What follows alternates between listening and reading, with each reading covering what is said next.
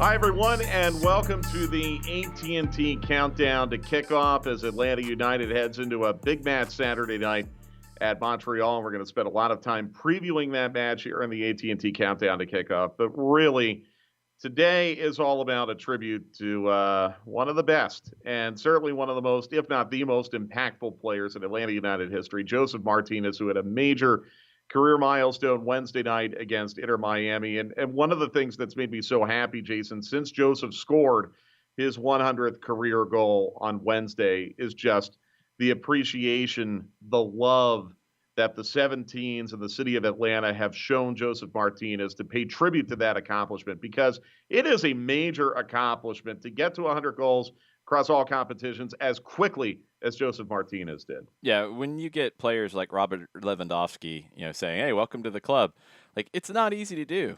And for Josef to do that at this point so quickly in his Atlanta career, and losing a full season to injury, it's an incredible accomplishment. And we talked about it after the game on Wednesday.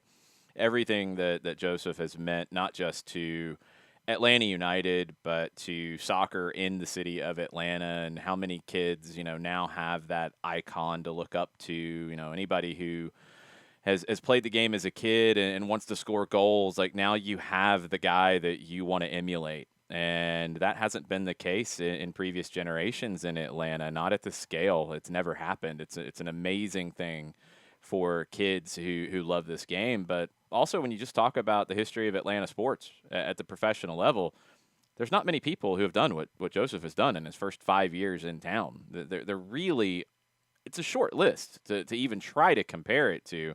And I feel like in a lot of ways we're almost stretching to put people on that list. What Josef has done is so unique.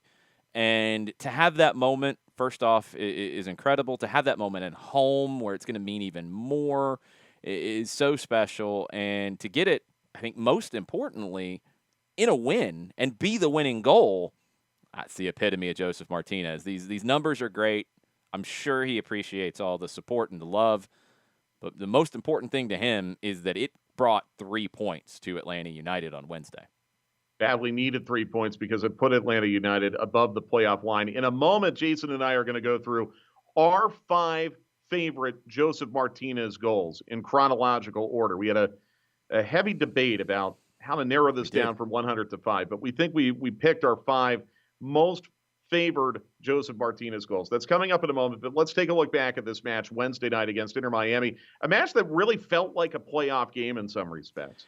It was a match where Atlanta United had to suffer a little bit. Miami, with playoff hopes fading and just their current form, they had to sit back and defend a lot more. And, I mean, you see this shot right here. It's a line of 5 with, 3, sometimes 4, sometimes all 10 players behind the ball. Atlanta had their opportunities. Josef had one early to get things rolling in the first half, put it over the bar on the rebound. It wasn't easy to break Miami down because there wasn't a lot of space to break them down in. I thought Miami played well, and I thought they played one of their better defensive games of the season here. Nice save from Marsman on the first shot, but he spills the rebound, and as he's scrambling to try to get there, you have to look at Leandro Gonzalez-Pirez coming across as well. That makes that shot from Josef Martinez very difficult because he has to put it over a goalkeeper, over a defender, but under the bar. Really no margin for error. He's not able to find the back of the net at that point. But Atlanta kept going, and they kept pushing. Jake Mulroney's inclusion helped open things up. George Bello puts in a cross. You see the arm try to go back from Leandro Gonzalez-Pirez, unable to get it fully behind him as he argues and states his case with Ted Uncle. You get a better look at it on this replay. You could see that arm flash out as he's turning. I think the issue that gets him here is as he's turning, he makes himself bigger with the arm away from his body. That leads to Josef Martinez from the spot and the goal that I'm sure many of you have seen so many times by now. Again, it's history. It's incredible for Josef to get to that mark, but it was such a vital goal in this game, and there was still work to do. Atlanta had to see it out. Josef had to kind of recompose himself. He ends up being substituted at the end. Ted Uncle blows the final whistle, and Atlanta United gets Josef his history, but also gets back above the playoff line with 3 points in this one. Such a big game. Really was. And Joseph was very, very emotional. I think we saw it as he was celebrating the goal. We saw it right after the goal was scored. You could see he even pulled his shirt over his face, I think, to maybe conceal a few tears. And after the match, you heard Joseph speak at great length about how much the moment meant to him. Yeah, one other thing, too, before we hear from Joseph, I thought one of the most important things of the night, and it's something that Brad Kazan mentioned in his post-game comments, right before he was substituted, Joseph Martinez was involved in a big defensive play and a clearance. And that's tough to do after you set that history and you're thinking about everything that it means to you, to be able to kind of get things back to you're still a job here, and we still have to see this thing out. Miami's going to throw everything at us now. To be able to put in that work, and we know how Joseph is, banged up right now with his knee, having soreness consistently. To be able to do that, that was another one of those special moments from this game that hopefully will give Atlanta United a big boost as they go to Montreal. Let's hear from Joseph Martinez after the match on Wednesday. Happy, yes, for sure. Also, I worry about the game because this is an amazing game today, but we won. That is important, and also I'm happy because not every day you make 100 goals. So I want to say thank you for my teammates that are here and the players that was here before, and everyone working in Atlanta United. Yeah, also for my city because they made me a lot. And Bray, they text me before the game. Yeah, that's my good guy. It's a good guy. I love him a lot, so I appreciate him. And of the 100, do you have a favorite? Everyone's. I think the first one is the most important.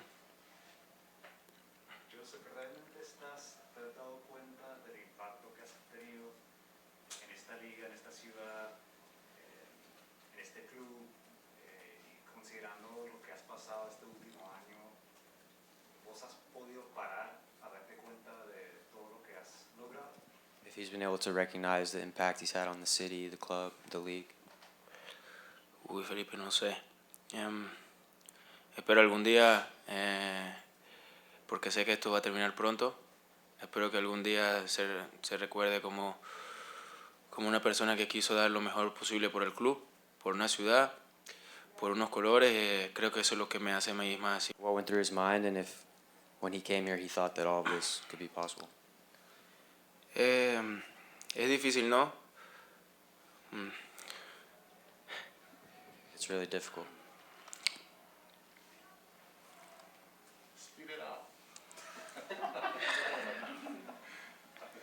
Es difícil, ¿no? Porque, como lo dije la última vez que estuve acá sentado, hace 6 meses no tenía ganas de seguir jugando. Hace unos días, una de las personas que hizo posible Freddy Fru fue a otra vida. Muchos días de sufrimiento.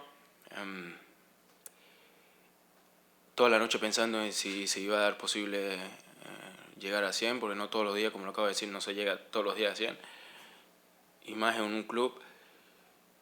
Pero yo juego este fútbol con pasión. Yo juego esto por amor. No juego esto por dinero ni por nada en lo específico, solamente por ganar. Y tengo muchas cosas en la cabeza, la verdad que sí. Pero yo lo comparto con ustedes, lo compartí con los compañeros dentro, porque ellos son los que hacen esto posible. It's difficult because, as I told you guys, the last time I was sitting here 6 months ago, I didn't know if this would be possible again. And a couple of days ago, Freddie Fu passed away. He's one of the people who made it possible for me to be back here. But I play the game because I love to win, not for the money or for anything else. I play to win. I'm really grateful to been able to have this opportunity. Y que he olvidado. Este no puede más. Es que dame un chance en el... Manolo, ¿y este? Y Es- nada, da- contento por usted y por todo, Dame una pausa. porque quiero agradecerle también a ellos y al equipo por compartir este momento. And I'm really grateful for all of you guys here and everyone with the team and to be able to share this moment. About the penalty and what his favorite nickname is of all the ones he's been given. Cuando agarré la pelota, en un momento pensé en dársela a otro. When I grabbed the ball for a minute, I was thinking of giving it to someone else. Sentí más presión ahí que cualquier otro día. Muchas cosas en la cabeza también. Traté de respirar y simplemente patear. I had a lot of things going through my mind, so I just, simply just wanted to take it and shoot. Y el otro no lo sé, lo que ustedes quieran, lo que a ustedes les guste. Y a mí me gusta Joseph. And the other question, I don't know. Whatever you guys say, I stick with Joseph. Joseph didn't want to take a favorite nickname, but he said this first goal was his favorite because, it gets everything started. This was our introduction to Joseph Martinez as we get into the introduction of our 5 favorite goals from number 7. Great finish in the snow, in the chaos of the first road game in club history. This is the one that we agreed had to be on the list. There was just no way around it, with Joseph setting the record, giving the stare down to Joe Bendick, and sharing this with a lot of Atlanta fans who were in Orlando on the night.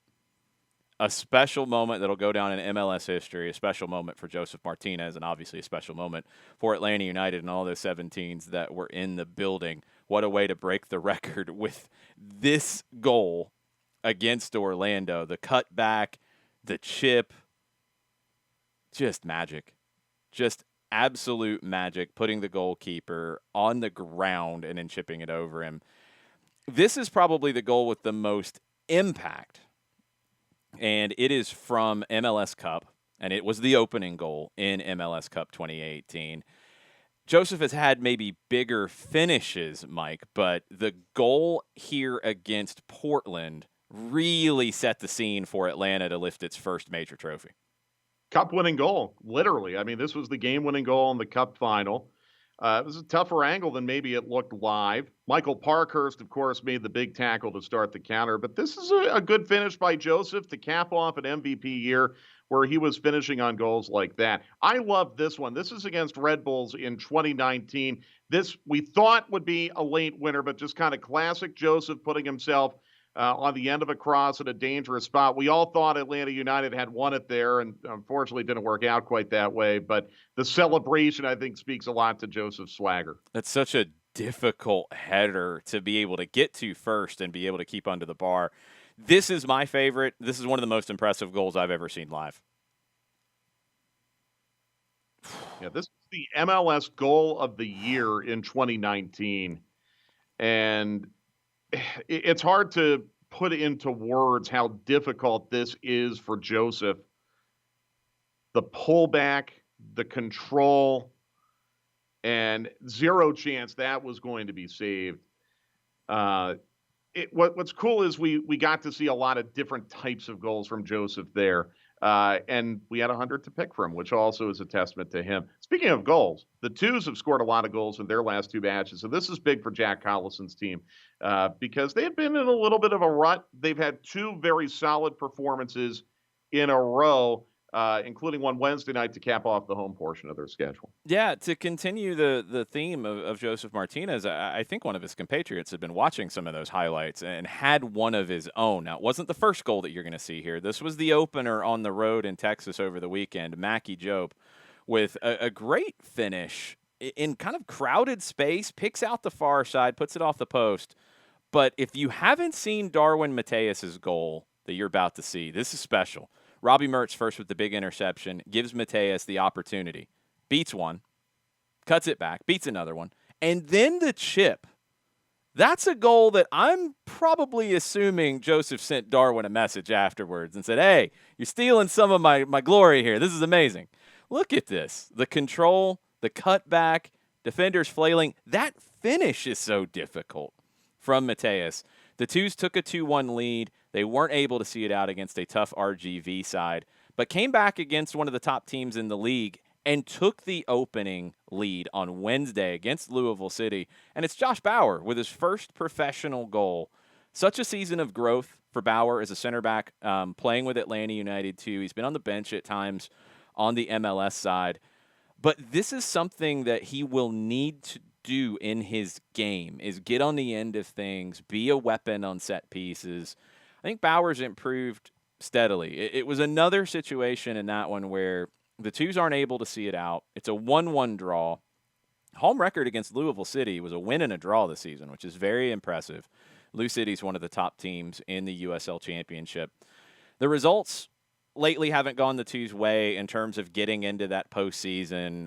They're not mathematically eliminated, but with only road games left, it will take a lot of help and wins on the road to get it done. There's only a handful of games left. In general, though, for the Twos, I think, Mike, it's been a really successful season. It's been a more successful season from the result side than we've seen, but we know that Atlanta United 2 is not just about winning games. It is about preparing players for the next level, and we've seen a lot of that going on under Jack Collison as the year's gone on. Yeah, and no question about it. It's been very, very valuable for a lot of first-team players to get some minutes of the USL Championship, and for some of the second-team players to play their way into the first-team mix. I know they've trained a lot together as well.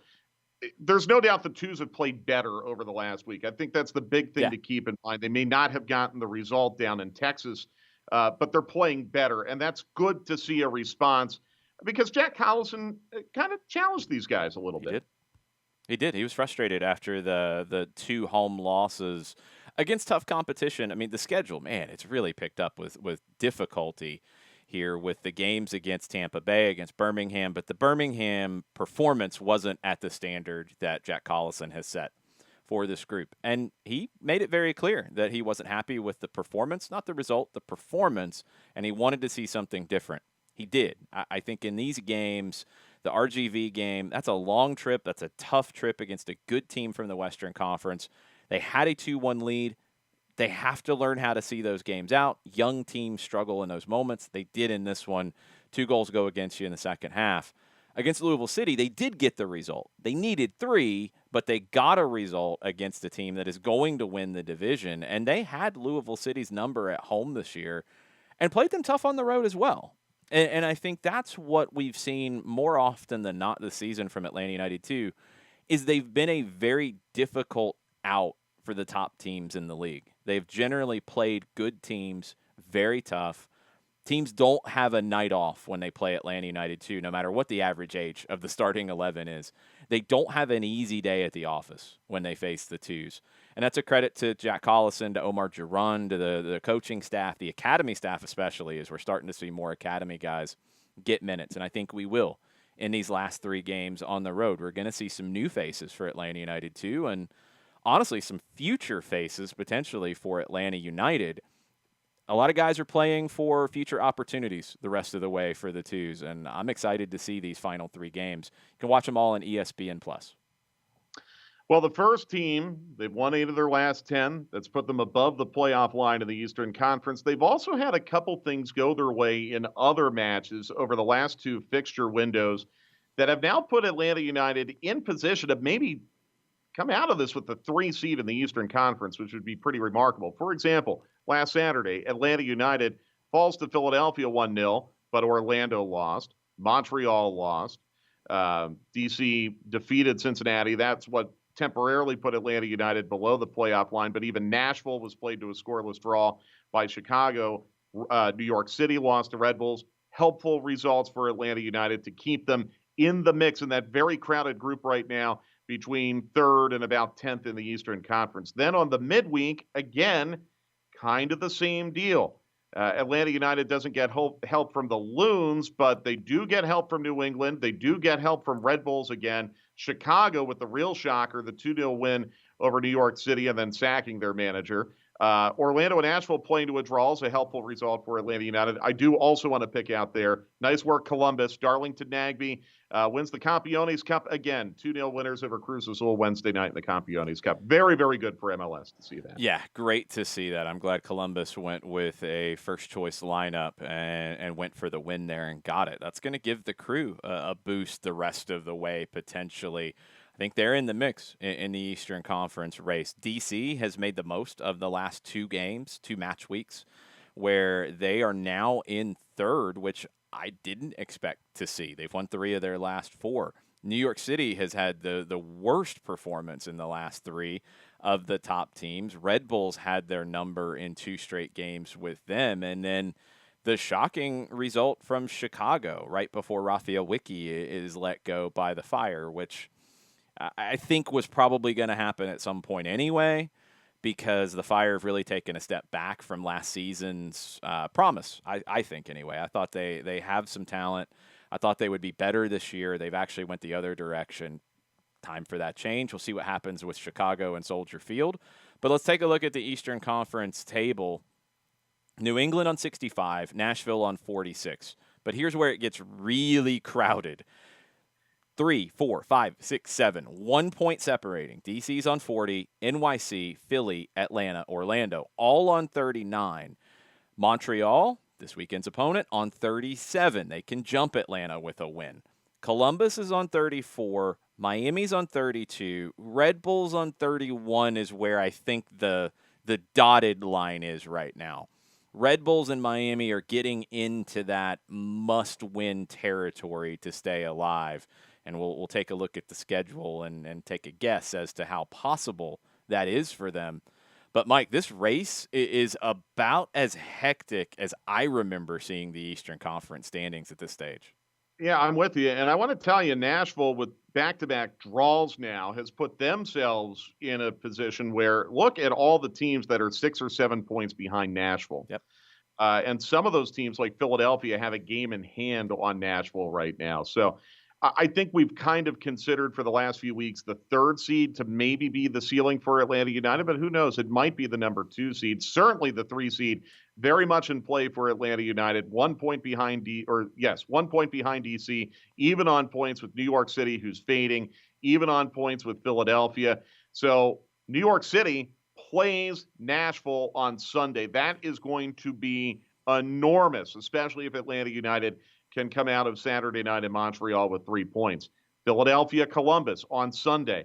Looks like a really big match now because Columbus has played a lot better. Philadelphia, though, has started to turn things around a little bit. Those are the big ones in the Eastern Conference, along with that Orlando-DC match. Yes. I thought actually Orlando, to their credit, as much as it pains me to give them credit, back from 2-0 down against Nashville and pull a draw there. Maybe that's a turning point for the Lions because they had been incredibly wobbly before scoring those 2 goals. It could be. It needs to be for Oscar Pereja's group because they have really struggled up until that point. Is it a turnaround? DC is going to put them to the test.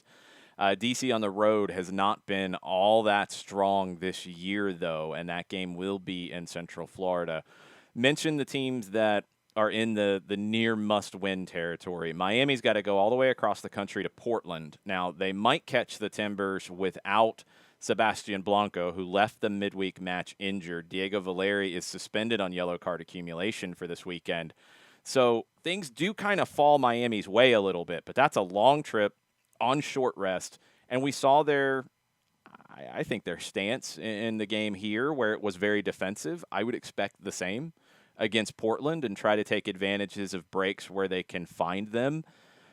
Without Portland's really 2 big playmakers, that could possibly work, but I don't think a draw is enough for them. I think they're going to need to win. Red Bulls have a very winnable game. It's at Cincinnati. It is on the road, but it is a very winnable game for them to hang around in this race. I'm with you on the Philadelphia-Columbus game. I think that is a massive game in the conference because a Philadelphia win, Columbus loss, really starts to narrow down who can catch the pack. I don't think a loss eliminates Columbus. I don't think they're in the desperate straits that Miami and Red Bulls are in further back because Columbus has a lot of potential 6-point matchups at home the rest of the way. But if they get anything out of it, even a draw, then I think you really do have to look at the Crew as a team that can push their way into this playoff race because of what their schedule looks like. We'll talk about the West for just a minute, too. Big games out there with the El Tráfico, with LAFC hosting LA Galaxy, who the Galaxy have been really woeful as of late. LAFC is in a desperate situation, and they've been woeful defensively. That feels like a game with a lot of goals in it, as both teams have given up a lot here lately. And I think the game of the weekend is the last one, with Colorado headed to Seattle. The Sounders have been so impressive in their last couple of games after the League's Cup final loss, going to Kansas City on short rest, getting a win, going to San Jose in the midweek, getting a win. Colorado, meanwhile, has dropped some points that maybe we're a little surprised by. That last weekend draw with Toronto at home was a little baffling. They did bounce back with a win over Austin in the midweek. If Colorado's going to try to win the Western Conference regular season, they've got to go on the road and win at Seattle. I don't know if anybody can do that out west. It's amazing how little we're talking collectively about New England right now, who might be on the verge of setting the single-season points record in MLS. New England went to Montreal on Wednesday. Now, Club de Foot has been very, very good at home this year. Atlanta United learned firsthand how difficult it is to beat Montreal at Stade Saputo back in August. They played to a scintillating 2-2 draw, but Wednesday night, New England went into Montreal. They scored the first 3 goals. They won it 4-1. So as we look at Montreal coming into this match, an important match for them on Saturday against Atlanta United, I was a little surprised to see how decisive this was in favor of New England. I want you to look at where the first 3 goals come from. This is a cross from Brandon By, the right back getting forward. It kind of bounces around a little bit. DeJuan Jones finds the back of the net. This is Brandon By leaving it to Gustavo Bo. Beautiful cross from La Pantera to pick out Adam Buxa on the back post. But look, chop back from Brandon By, again, the right back getting forward. Bo drifting over to the right side, his cross from the right side. Again, right side, Tejan Buchanan.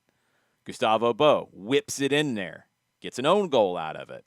3 goals in the first 30 minutes, all originating from the right side of the New England Revolution against the left side of Montreal. Now, Montreal with a quick response, and this is a great goal from Joaquin Torres. The hesitation, the pump fakes. He's got Tommy McNamara just flailing, finds the space for himself. Great finish from Torres, who I think has really picked up his game since we saw Montreal last. He's kind of in a free role underneath the striker that really suits him. This is where New England tried to put the game away. Nearly did. They probably should have there. A little bit of pinball. It doesn't cross the line. Initially watching it, you're like, that had to cross the line, didn't it? You get a better look at it here as Buxa chops it back behind Kamal Miller. Pantemis gets a touch. It comes off of Buchanan. It's cleared off the line. That kept Montreal alive deep into the second half at 3-1, and then it's put away by Gustavo Bo. That one's a little more from the middle. But I look at Montreal and I look at this game, and I'm thinking, how can Atlanta replicate the things that New England did well? I think that points you to attacking down the right side. I think it points you to getting defenders forward and joining that attack, making it difficult for Montreal to pick everybody up. And when we think about what Atlanta does well, those are all things that the Five Stripes can do. Brooks Lennon gets forward very, very well. If Ronald Hernandez is in this match, he gets forward very, very well. So what Brandon By did early on, you can get that from Lennon or from Hernandez. You know, looking at attackers drifting to that side, Luis Araujo has drifted to that side generally. Now, he's going to look to cut back into his left foot and go to goal, which, frankly, I think was on at times for New England as well. They can create some overloads against that side of the field. We've watched Montreal kind of evolve this season. They've really settled on a little bit of a 3-4-2-1 sort of shape. But the left side defensively has been the one that they keep trying different things, and it just hasn't gotten strong. That's where I feel like Atlanta can really exploit Montreal. And if you get early goals, that can open up those other aspects of the game where, Atlanta, frankly, they love to play in those open kinds of games. I think they have the players who love to have that much space. You get some early goals, the game opens up. Good shout on Ronald Hernandez, by the way. I was really glad that Gonzalo Pineda was able to get him into the match at the very end Wednesday night against Inter Miami. It's good to have Ronald Hernandez back after he had to quarantine due to a COVID exposure and then just had to get his fitness back. If you wanted to maybe give Brooks Lennon a night off or position him a little bit higher, Hernandez could come into play Saturday in Montreal. I think there are some intriguing lineup questions for Atlanta United. Joseph Martinez's availability might be one of them. I mean, we think he's healthy, obviously, but he did play almost the full 90. In fact, 89 minutes on turf Wednesday night against Miami. Where is he going to be with that knee soreness? And if he comes on as a substitute, how would Pineda set up the team to start? I think that's one of the big questions. How much does Santi Sosa have left in the tank going into this international break? Do you play a double pivot in the midfield? A lot of different questions. I don't think it's as straightforward, Jason, as it was going into a home match Wednesday, the way that Pineda could set up the team Saturday on the road after a long trip to Montreal. Yeah, I don't think so either. I think fatigue, third game in a week, starts to factor in, although you do have an international break coming up. Some guys will be involved in international duty. Does that factor into potential rest here? Probably not, but you never know. I think you're just going to need to rotate it a little bit because of 180 minutes so far this week with one game on the road already. Now this is the second. That kind of leads me to my prediction this week, and I'm going to jump out first this time. I think you will see at least 3 chances created from players who did not start on Wednesday night. You almost took mine verbatim. Uh-oh. I think no. I think I'm still good enough on this. Okay. I think you're going to have a goal and an assist by a substitute on Saturday. Okay. It's not just the fatigue, though. Yeah. It's also the conditions. Yeah. It is supposed to rain on Saturday. It might not rain during the match, but it's supposed to be a very wet weekend up in Montreal. It's going to be cold. Pitch might be a little off. It might play a little bit slow. I'm looking at a fresh-legged player coming on and producing either a goal or a goal-scoring opportunity because of the fatigue, but I think more so because of the conditions. I think this could be kind of a sloppy, disjointed match if the pitch is a little bit off because it's wet. Yeah, absolutely. Yeah, our picks are different. I think it's going to be guys who are probably getting time in this one who maybe didn't start on Wednesday, and I think could start in this one. 2 players that I'm really looking at potentially to impact this game in that situation are Ronald Hernandez as one.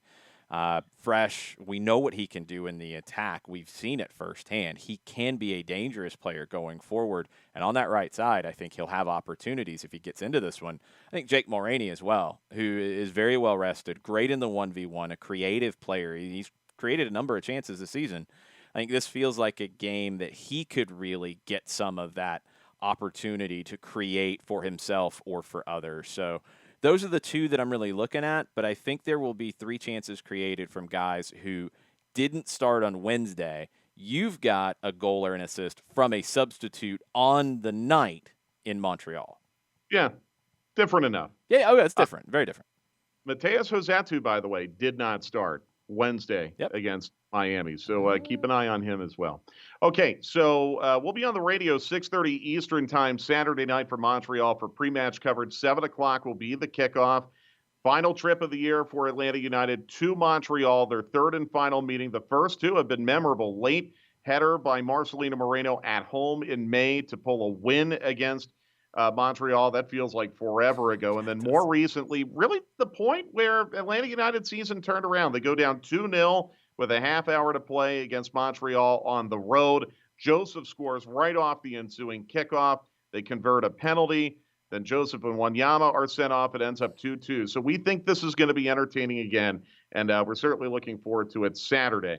Our next edition of the AT&T Countdown to Kickoff coming up a few weeks from now as Atlanta United comes back from the international break to go back to Canada, where they'll play Toronto FC. So we'll see you in 2 weeks. For that, we hope you enjoyed today's edition of the AT&T Countdown to Kickoff.